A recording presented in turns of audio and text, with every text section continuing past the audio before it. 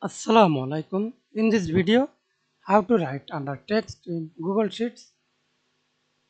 Google Sheets doesn't have direct subscript or superscript formatting. However, you can do it this way.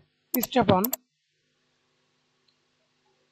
Type any number, then go to any browser and see this.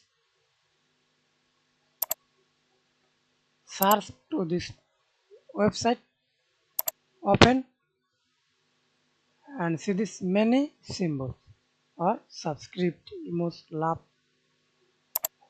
Simply select a number,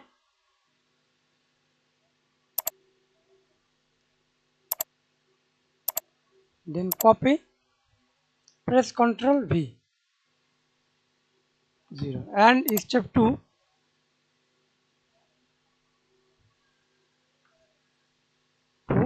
to 0, select only number 2, resize is 5.